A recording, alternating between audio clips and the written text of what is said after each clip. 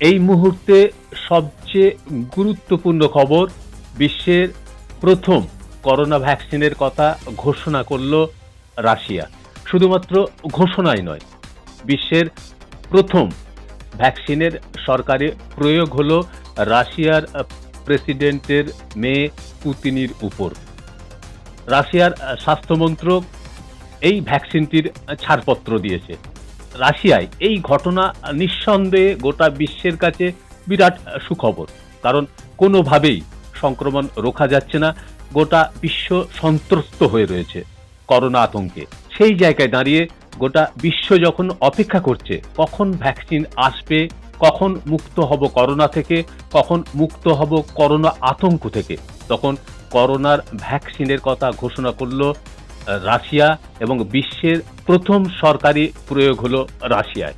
এ বিষয়ে বিস্তারিত জেনে নেব। এই মুহূর্তে সরাসরি টেলিফোনে আছেন বিশিষ্ট চিকিৎসক ডক্টর মনোজিৎ মুখোপাধ্যায়। ডক্টর মুখার্জি, বাংলা স্বাধীন টিভি চ্যানেলে আপনাকে স্বাগত। নমস্কার। কি বলবেন, রাশিয়াতে কোভিড ভ্যাকসিনের প্রয়োগ ঘটলো এই মুহূর্তে?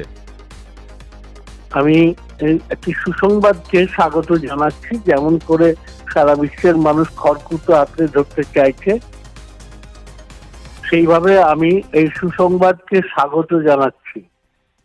কিন্তু তার সঙ্গে সঙ্গে আমরা নিশ্চয়ই একটা আশার বাণী শুনতে পাচ্ছি, সম্ভাবনা দেখতে পাচ্ছি, অন্ধকারের মধ্যে আলোর রেখা দেখতে পাচ্ছি। কিন্তু এটা কি শুধু ঘোষণা, সান্ত্বনা, না সত্যি? এটাকে আগে আমাদের যাচাই করে নেওয়ার দরকার আছে। কারণ সারা বিশ্ব কি বলছেন এই ব্যাপারে সেটা আমরা একটু দেখে নিই। রাশিয়া কি বলেছেন সেটাও আমরা দেখব। প্রথম দেখব যে রাশিয়া কি বলেছেন। প্রেসিডেন্ট পুতিন যেটা বলেছেন তার মেয়ের উপরে প্রয়োগ করেছেন। এরপর তিনি যেটা বলেছেন যে এরপর সমস্ত স্বাস্থ্যকর্মী, চিকিৎসক, নার্স যারা সরাসরি যুক্ত রয়েছেন কোভিডের সঙ্গে তাদের ভ্যাকসিন দেয়া হবে। এখনো হয়নি। এক। দুই হচ্ছে তিনি যেটা যে ট্রায়ালের কথা বলছেন, যেটা স্বভাবতই উঠে আসে কোনো ওষুধ হোক আর টিকা হোক, মানে এই টিকেট দিতে গেলে কতগুলো তো তার নিয়ম আছে, বৈজ্ঞানিক পদ্ধতি আছে। সেটা তিনি বলছেন, তারই বক্তব্য অনুযায়ী তিনি বলছেন যে লেস দেন 2 মান্থ, 2 মাসের কম সময়ে তারা করেছেন। 2 মাসের কম সময়ে কতটা তারা করলেন এটা কিন্তু পুতিনের বক্তব্যের নেই। এবং কতদিন ধরে সেটা 2 মাসের মধ্যে এতগুলো লোকের মধ্যে তারা কি পেলেন, তার বক্তব্য অনুযায়ী যেহেতু তিনি বলছেন যে আমরা বার করছি, নিশ্চয়ই আমরা সারা বিশ্ব জুড়ে তাকে স্বাগত জানাবো। কিন্তু কতজনের মধ্যে কতটা এফেক্টিভ, যাকে মানে কতটা কাজ করলো, এক, তার নিরাপত্তার দিক কতটা, এই পরিসংখ্যানটার কিন্তু কোনো নামগন্ধ নেই। দাবি করেছেন যে অ্যান্টিবডি বিল্ড হয়েছে। না, অ্যান্টিবডি বিল্ড হয়েছে। দেখুন, আমি একটা কথা বলি খুব পরিষ্কার, আপনার মাধ্যমে, আপনার চ্যানেলের মাধ্যমে সমস্ত মানুষকে এটা বোঝাই যে বিজ্ঞান হচ্ছে মুখের কথা নয়। তোমাকে প্রমাণিত তথ্য দিতে হবে, তথ্য নয়, মুখের তথ্য নয়, বৈজ্ঞানিক তথ্য প্রমাণ সময় দিয়ে দাখিল করতে হবে। যার জন্য ওয়ার্ল্ড হেলথ অর্গানাইজেশন, বিশ্ব স্বাস্থ্য সংস্থা রাশিয়াকে এই ব্যাপারে প্রশ্ন করেছে যে আপনি রেগুলেশন মানুন এবং নির্দিষ্ট তথ্য দিন। নির্দিষ্ট তথ্য ছাড়া আর বৈজ্ঞানিকের মুখের কথা ছাড়া প্রেসিডেন্ট পুতিন সবার কাছে হয়তো শ্রদ্ধা ভাজন একজন মানুষ, সারা পৃথিবীর ক্ষমতাবান মানুষ, একটি দেশের তিনি রাষ্ট্রপতি, সম্মান তার প্রাপ্য। কিন্তু বিজ্ঞানের কথা আমরা প্রেসিডেন্ট পুতিনের মুখ থেকে শুনবো না। যারা বিজ্ঞানের ছাত্র, আমার মতো যারা বিজ্ঞানকে বিশ্বাস করবেন, বিজ্ঞানের ছাত্র, তারা কিন্তু বিজ্ঞানের যে অথরিটি, বিজ্ঞানের যে কর্তৃপক্ষ, আন্তর্জাতিক কর্তৃপক্ষ এবং সারা বিজ্ঞানী মহলের অনুমোদনটা আগে নেবেন। কোনো রাষ্ট্রনেতা, কোনো রাজনৈতিক নেতা, কোনো ক্ষমতাবানের তার নয়। দ্বিতীয় কথা, 2 মাসের কম সময়ের মধ্যে সেফটি এফিকাসি সম্বন্ধে কোনো তথ্য নেই, তিনি দেননি, শুধু মুখে বলেছেন এটা সফল। আমরা তার উপর পূর্ণ আস্থা রেখে বলছি যে ভালো, আপনার সফল হোক, কিন্তু তথ্য ছাড়া আমরা এটা নেব না। যার জন্য বিশ্ব স্বাস্থ্য সংস্থা যেমন তাদেরকে বলেছেন যে আপনারা সমস্ত তথ্য দাখিল করুন এবং রেগুলেশন মেনে চলুন। রেগুলেশন মানে বিধি, এই বিধি না মেনে কোনো ভ্যাকসিন আমরা করতে দেবো না। ইংল্যান্ড অলরেডি, মানে ইতিমধ্যে ইংল্যান্ড কিন্তু ডিক্লেয়ার করে দিয়েছে যে কোনোভাবেই আমরা রাশিয়ার ভ্যাকসিন নেব না। প্লাস আরেকটা জিনিস, যেটা সরি আমি কথায় ইংরেজি বলে ফেলছি, বাংলা বললেই ভালো, সেটা হচ্ছে যে এর উপরে যে প্রশ্নটা রয়েছে যে এখনো পর্যন্ত বৈজ্ঞানিক পদ্ধতি দিক থেকে রাশিয়ার থেকে কিন্তু ইংল্যান্ডের অক্সফোর্ডের ভ্যাকসিনটা তত্ত্বগতভাবে এটা কিন্তু এগিয়ে আছে। কারণ রাশিয়ার টিকাটিতে বলা নেই যে এটা মানে 2 রকমের প্রতিরোধ ক্ষমতা হয়, প্রতিরোধ 2 রকম হয়। একটা হচ্ছে শর্ট টার্ম, মানে অল্প সময়ের জন্য, আরেকটা হচ্ছে লং টার্ম, দীর্ঘমেয়াদী। লং টার্ম, এই লং টার্মটা হচ্ছে শরীরে একটা কোষ আছে, সেটাকে বলা হয় টি সেল বলা হয়। হ্যাঁ, এই টি সেল যারা দীর্ঘস্থায়ী প্রতিরোধ ক্ষমতা যোগানোর ক্ষমতাটা রাখে, তো তারা এটা নিয়ে কাজ করেছেন। তাহলে মানে সাময়িক এবং দীর্ঘস্থায়ী দুটো প্রতিরোধ ক্ষমতা আমাদের মানে তত্ত্ব অনুযায়ী, প্রমাণটা তো নিশ্চয়ই সামনে আসবে, না হলে আমরা না চালে বিশ্বাস নেব না, অক্সফোর্ডের ভ্যাকসিনটা এগিয়ে আছে। কিন্তু রাশিয়ার ভ্যাকসিনটা এখনো যেহেতু নেই, তারা কি করছেন, ন্যাশনাল প্রেস্টিজটা, এই ভ্যাকসিন তৈরি, টিকা তৈরির ইঁদুরদৌড় প্রতিযোগিতা সারা বিশ্বে শুরু হয়ে গেছে, বড় বড় ধনকুবেরদের মধ্যে শুরু হয়ে গেছে। অবশ্যই তাদের বিজ্ঞানীরা আছেন, ঠিক কথা, কিন্তু সবাই দাবি করছেন, ডেনমার্ক, এই চায়না, অস্ট্রেলিয়া, আমেরিকা, প্রত্যেকেই তো বলছেন, আমরাও তো বলেছিলাম যে আমরা 15 আগস্ট বার করে দেব। দেখুন, বলা আর বাস্তবে করা, এটাকে কিন্তু ভাবতে হবে। এখনো পর্যন্ত এটা কিন্তু সারা বিশ্বের বিজ্ঞানী মহলে গৃহীত নয়, আন্তর্জাতিক বিজ্ঞানী মহলে গৃহীত নয়।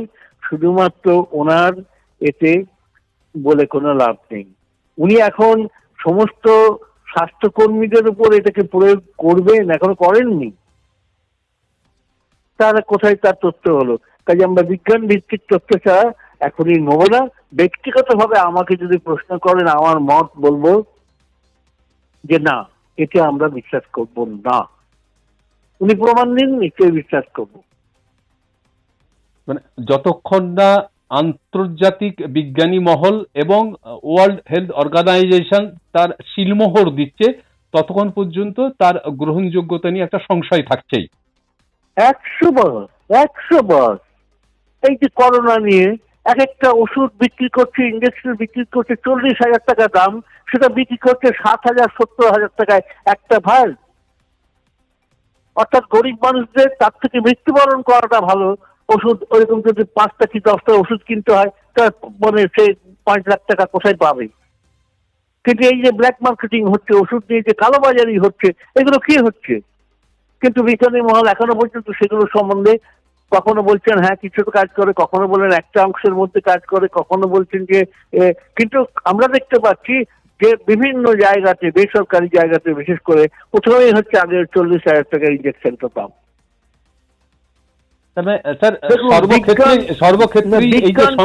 শুনুন, বিজ্ঞানটাকে যদি রাজনৈতিক ভাবে ব্যবহার করা হয়, বিজ্ঞানটাকে যদি মানে পয়সা ইনকামের ক্ষেত্রে, নিশ্চয়ই যে যিনি আবিষ্কার করবেন তার তো পেটেন্ট রাইট রয়েছে, তার তো তিনি তো পাবেন, সবকিছুই পাবেন, সব ঠিক আছে। যে কোম্পানি করবেন, স্পন্সর করছেন, যে রিসার্চের মধ্যে যে কোম্পানিরা স্পন্সর করেন, তাদেরও নিশ্চয়ই একটা লভ্যাংশের ব্যাপার থাকবে। এবং এবং জিনিসটা হচ্ছে যে কিন্তু সেইটাকে মানুষের জীবন নিয়ে আর মানুষের অসহায়তাটাকে একটা ব্যবসার মানে উপাদান করে নেওয়া, এটা কিন্তু বিজ্ঞান বিরোধী শুধু নয়, এটা অত্যন্ত নিষ্ঠুর এবং মানবতা বিরোধী, এটা আমার মনে হয়েছে। কাজে এখন আমাদের সব ওষুধগুলোকে খুব দেখে শুনে ভালো করে বুঝে নিতে হবে। আমাদের মতো গরিব দেশে হ্যাঁ দরকার হলে নিশ্চয়ই দিতে হবে। এ নিয়ে কিন্তু বিজ্ঞানী মহলে প্রশ্নের চাপানো তো চলছে না তা কিন্তু নয়, কিন্তু দুঃখের ব্যাপার হচ্ছে আমাদের, আমি কাউকে দোষারোপ করছি না, কিছু কিছু সংবাদ মহল এগুলো নিয়ে এমন ভাবে ঢাক পেরাচ্ছেন যেখানে কিন্তু একটু সন্দেহ থেকেই যায়। স্যার একদম শেষে জানতে চাইছি যে করোনা নিয়ে সর্বত্রই একটা সংশয়ের যে আবহ, সেই আবহতে মানে যেটা পরিভাষায়, বাংলা পরিভাষায় যেটা বলা হয়েছে, ঘোলা জলে সবাই মাছ ধরার চেষ্টা করছে। মাছ ধরা, ঠিক এই কথাটাই আমি বলতাম। বলুন, ঘোলা জলে, আমার কথাটা হচ্ছে বিজ্ঞানটা ঘোলা জলে মাছ ধরা নয়, বিজ্ঞান হচ্ছে সত্য দর্শন।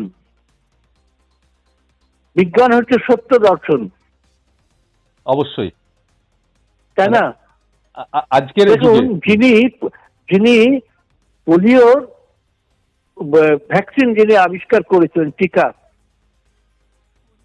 তিনি কিন্তু জানেন তিনি কোনো রয়্যালটি নেননি, তিনি কোনো পেটেন্ট করেননি, এবং তিনি বলেছিলেন পেটেন্ট করবো কেন, আমি বড়লোক হওয়ার জন্য, আমি তো রিসার্চটা করেছি মানুষের মৃত্যু ঠেকাবার জন্য, মানুষের উপকারের জন্য, আমি তো পেটেন্ট নেবো না। ওই টাকাটা ব্যয় হবে যাতে পোলিও ভ্যাকসিনটা কম পয়সায় সাধারণ মানুষ পায়। আমি বলি তিনি শুধু বিজ্ঞানী নন, তিনি নমস্য। যদি কেউ ঈশ্বরে বিশ্বাস করে, তিনি মানুষের কাছে ঈশ্বর। অবশ্যই আমি অতটা আশা করছি না, কিন্তু তাই বলে মানুষের অসহায়ত্বের সুযোগ নিয়ে ঘোলা জলে মাছ ধরাটা, এটা কি বিজ্ঞানীদের স্পন্সর, কি রাষ্ট্রনেতা, কি ব্যবসায়ী মহল, কি সংবাদপত্রের কোনো অংশ, তিনি যাই করে থাকুন আমরা এটা মেনে নিতে পারি না। মানুষ হিসেবে এটা মানা উচিত নয় বলে আমি মনে করি। আমি একজন চিকিৎসক, আমি জানি যে রোগীদের বেদনাটা কোথায়, তাদের কষ্টটা কোথায়। তাহলে স্যার এটাই যে ক্লেম অনেকে করছে, দাবি অনেকে করছে টিকা নিয়ে, এরকম একটা সংশয়ের আবহে আমরা তাদের শুভকামনা জানাচ্ছি যে তারা সাকসেসফুল হন, তারা মানব জাতির একটা বিরাট উপকার করুন, কিন্তু আমরা বিশ্বাস করব তখনই যখন আমরা নির্দিষ্ট তথ্যের ভিত্তিতে পাবো, কোন রাষ্ট্রনেতার কাছ থেকে নয়, যখন বিজ্ঞানীদের মুখ থেকে যখন শুনবো। আন্তর্জাতিক বিজ্ঞান মহল সিলমোহর দেবে এবং ওয়ার্ল্ড হেলথ অর্গানাইজেশন যখন তার সিলমোহর দেবে, তখন সর্বত্রই তার গ্রহণযোগ্যতা যাবে। এবং সেটা নয়, আমাদের এখনো চলছে। এই গত রবিবারে আমাদের পশ্চিমবঙ্গের আমাদের স্বাস্থ্য ভবন প্রতি এতে করে, আমি সেটাতে অনলাইনে যোগদান করি। আমাদের যে কথাটা হলো, মানে আজকে দেখবেন কোনো কোনো কাগজ দিয়েছে, সেটা হচ্ছে হাইড্রোক্সিক্লোরোকুইন নিয়ে। সাপ ব্যাংক যাই থাক, ঠিক আছে, আমরা সাফল্যকে মানবো, কিন্তু প্রশ্নাতীত ভাবে কখনো সাফল্য মানবো না। বৈজ্ঞানিক তর্ক বিতর্ক হবে এবং সত্যতা প্রতিষ্ঠা হবে, নিশ্চয়ই তখন আমরা মানব। কিন্তু প্রশ্ন ছাড়া, বিতর্ক ছাড়া, কেউ একজন বললেন গুরুদেব, আর আমরা সবাই ভক্তের মতো মেনে নিলাম অন্ধবিশ্বাসে, না। বিজ্ঞানের কথা বিজ্ঞানের মুখ থেকে শুনবো, রাষ্ট্রপ্রধানের কাছ থেকে নয়। আর যদি তা হয় তাহলে বুঝতে হবে যে দাল মে কুছ কালা হয়। ধন্যবাদ স্যার, এখন সরাসরি টেলিফোনে। আমি নিরাশ হতে বলবো না, মানুষকে আশা রাখতে বলবো। এরকম পৃথিবীর ইতিহাসে অনেকগুলো মহামারী অতিমারী হয়েছে, বহু মানুষের জীবন তাতে গেছে অবশ্যই, কিন্তু কালের নিয়মে মানতে হবে। আবার একটা কথাই বলি, এই দুর্ভোগের জন্য দায়ী কিন্তু মানুষ এবং মানুষের লোভ, যে লোভ আজও যাচ্ছে না। আমরা লোভের জন্য পৃথিবীটাকে লুটপাট করেছি, প্রকৃতিকে ধ্বংস করেছি, তাই আজ করোনা এসেছে। করোনা হাজার লক্ষ বছর ধরে পৃথিবীতে আছে, সে কোনোদিন মানুষকে আক্রমণ করেনি। আজকে সে নিজেকে মিউটেশন বা রূপান্তর করে মানুষকে আক্রমণ করছে, কারণ আমরা প্রকৃতিকে ধ্বংস করেছি। এটা একটা প্রত্যাঘাত প্রকৃতির। নিশ্চয়ই প্রকৃতির প্রত্যাঘাত এখনো সে করেনি, সবে মাত্র সে শুরু করেছে, মানে তার লাল চোখটা দেখিয়েছে, এখনো প্রত্যাঘাত করেনি। আরো আছে, সামনে আসবে অনেকগুলো। ফোঁস সামনেই জল সংকট, আপনি শুনে রাখুন, আজকে জেনে রাখুন, হ্যাঁ, কথাটা খেয়াল করে রাখুন যে আগামী 2-3 বছরের মধ্যে দেখবেন জল সংকট ভারতবর্ষের কি অবস্থা দাঁড়ায়। জল নিয়ে সমস্যা দেখুন, তাছাড়া তো আরো কত কি আছে। হ্যাঁ, সে রোগবালাই বলুন।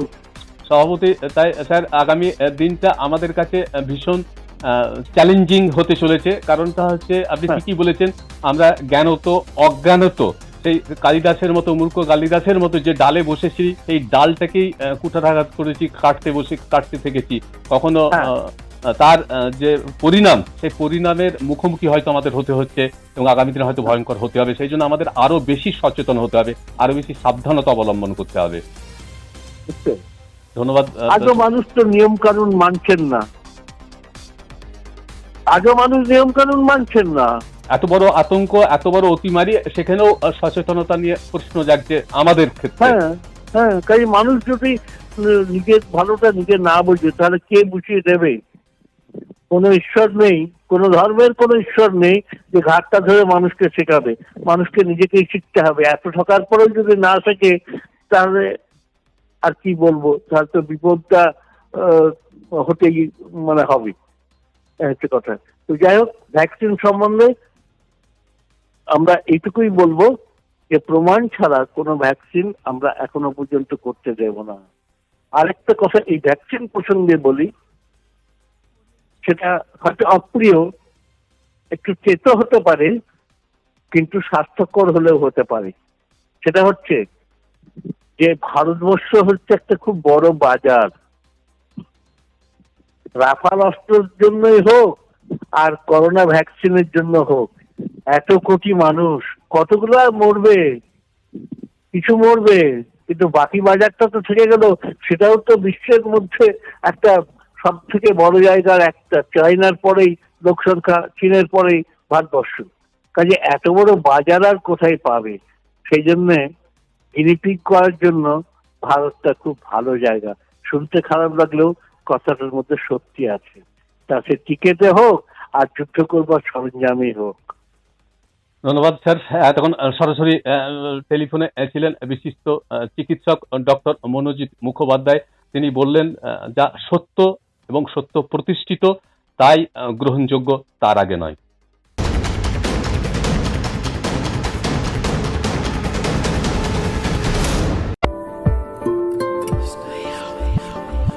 Ooh,